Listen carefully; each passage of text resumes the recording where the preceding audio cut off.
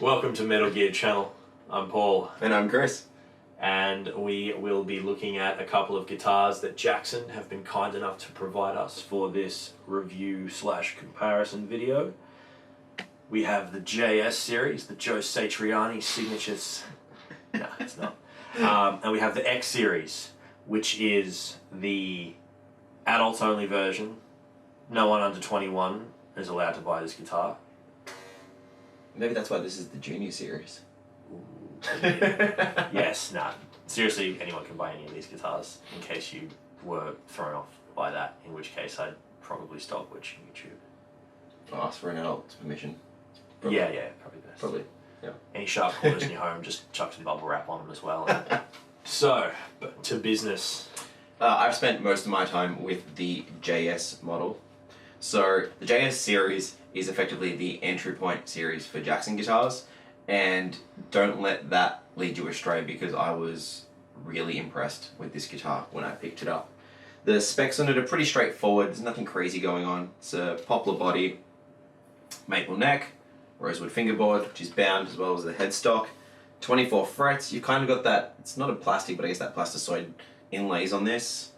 Tunematic bridge, three-way toggle for the pickups, single volume pop because that's all anyone really needs who wants to get down to business. Don't need to fumble around with extra crap, quite frankly. And then just the two high output Jackson pickups. The other thing as well, on the back, we've got the older dad bod cutaway, and it's a bolt-on neck construction. The one thing I really like about this, and I haven't noticed on other guitars, so maybe I just haven't been paying attention, but the strap pin is actually part of the neck plate. So instead of jamming it somewhere on the guitar where if you're not happy with the balance on it, you'd have to drill another spot later on, you can actually move it around to anywhere on the neck plate and you should be able to get your balance right if it's not sitting correctly once you've got the strap on the guitar. Outside of that, satin finish, white with the black pinstripes, and I do believe both guitars come in the opposite colours. Yep. Both in a satin finish. And that's really it. There's not much going on. It's a really no-frills, business-savvy guitar. Yeah, the spec is really, really good. On this, there are a few key differences. It's a bit of a higher price point. It is retailing at about $1,900. So street price would probably be around 16 to 16, yeah. I can't guarantee that. I reckon it'd be about 16. Yeah. And this guy is around $1,000-ish, but again, street price maybe seven something. Yeah, that's good. $750 would be nice. So the difference begins at the back where the neck goes all the way through the guitar. It is an older body, hard rock maple neck, as opposed to your jazz or hip hop maple neck. You've also got a lovely rosewood fingerboard. There's no options to move around the strap pin on the back here, but it really looks like, and this is something that struck me from a product design point of view, is that they've worked out the right place to put it for balance. It's not dead in the center of the neck. It's not up on the horn where there's the most meat for the screw, so it doesn't pull out. They've just really looks like they've put some thought into it. There is a battery cover here, which we'll get to later, and later being now. Flip the guitar over. We've got tunematic bridge style, the stock tail piece. We've got one volume knob just to get it done. If you're feeding back, it's right in a great position. You can just get it done, turn it on, turn it off. You've got your three-way selector switch, and you've got your Gus G signature Seymour Duncan blackouts, which are passive looking on the front, the preamps in the back, just a great smooth, clean look, really got that kind of vintage 80s feel which matches the body. Really, really fantastic sounding pickups. I really love that I didn't actually know they were blackouts. Yeah. Until we got You'd them think in. it'd be distortion and like a something like that. Yeah. I love that. I like how sort of subtle it looks and you just wouldn't pick it if you didn't know. Yeah. It's a really nice touch. Yeah. Good job, Duncan. Yeah. Solid. Moving up, the neck, standard headstock, standard Jackson tuners. You have got pearloid inlays, which are quite nice. Really nice piece of rosewood. The neck heel is fantastic. It is carved up very, very well. You've got a really, really, really smooth profile around here. They've beveled it out more for your access, but you can comfortably sit in there without any discomfort from the neck joint or anything like that, which is just, it just shows that little bit of extra level of thought that's gone in to the guitar. It's got a really smart jack input position on the top there, so you can just tuck in as soon as it's not on the front of the body. Why? Or on the bottom, anywhere. Yeah, it's in a great spot. It's where it should be. They've thought about.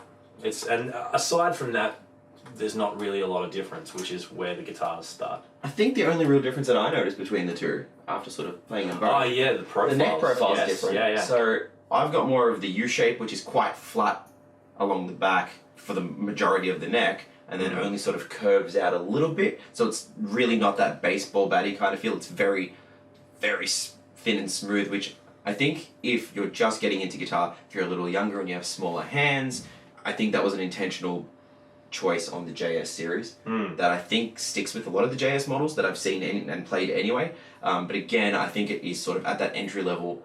I'd say my thought behind that would be that it's an entry-level series of guitar and it's bolt-on necks. So I'd say they'd have come up with a neck profile that's comfortable for younger players, and that neck would be on a lot of the JS series. It'd just be bolted onto a lot of them, and they would have gone, what's really good. And that just shows that level of thought again, which is really fantastic. And when you're trying to sell that price point, it's probably a much better idea to find something that works really well overall but isn't too specific. Yes. Whereas the X series, on the other hand, it's a bit closer to what I think Gus G would run.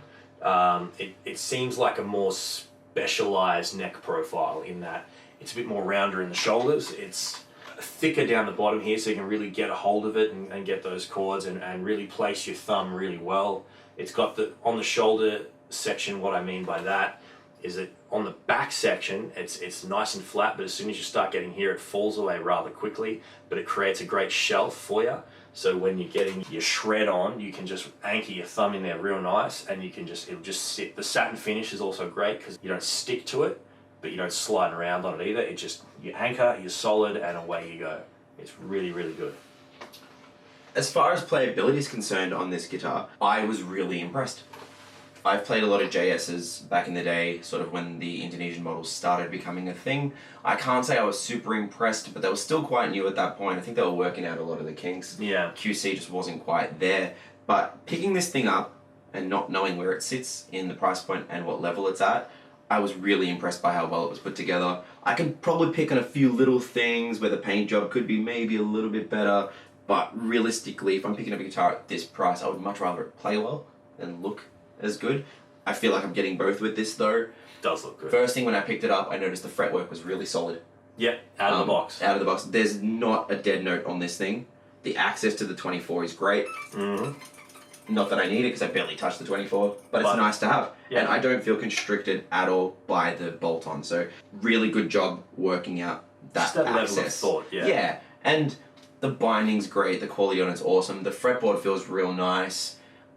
The thin neck for me is maybe not something I really like quite as much, but it still feels substantial enough that when I'm down here doing some like chuggy stuff, it still feels good. On the sound side of it, they've really upped their game with the Jackson pickups. I don't know how much they've changed since they were sort of doing them on the early Indonesian models, but I was impressed because they are high output for passives, not actives like in the X series.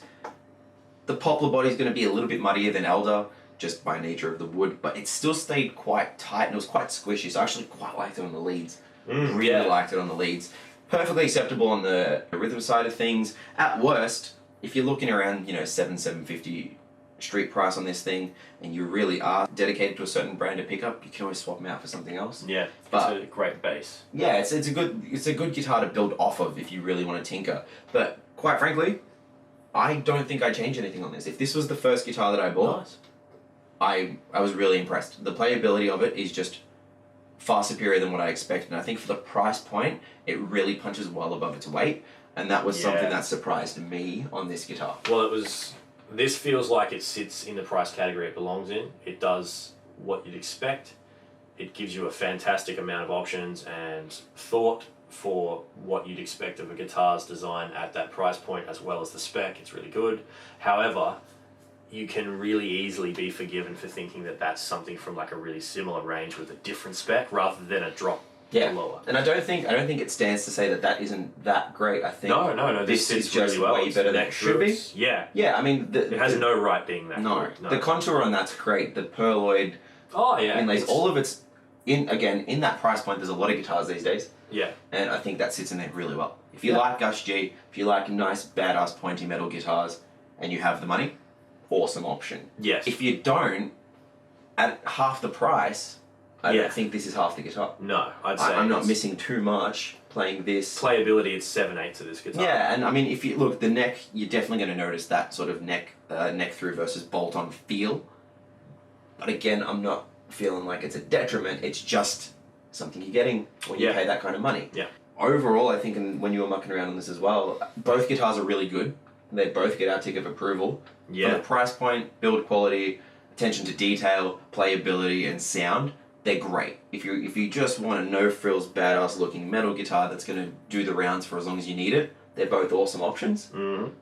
I think between the two though, bang for buck, Surprising. surprising Huge winner surprise. on this Yeah. one. It's a great guitar. Yeah. It's a really great guitar. And I wish when I was younger and was starting out, I had options like this. Yeah. Instead of every brand just doing the typical Strat style, super Strat metal guitar Yeah, with yeah. the same specs with no real access and Yeah. kind of shonky fretwork. Yeah, or if you want a pointy guitar, you're looking at like an old one of those BC Rich starters. Yeah, and like even if you wanted a good Rhodes or something, you're still looking at the Pro Series back in, it's like 10 plus years ago, mind you. Old days. Quite old now.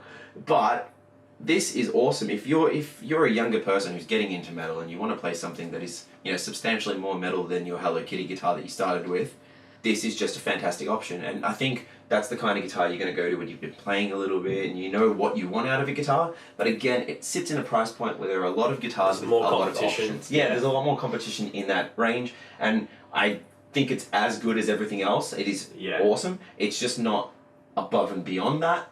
Yeah. Whereas this is just doing more than it That should. slays every other guitar in that price point. Yeah. And I'm surprised. So I think they both get our tick of approval. They're both awesome guitars. This just gets a massive recommendation from both Yeah. of us, though.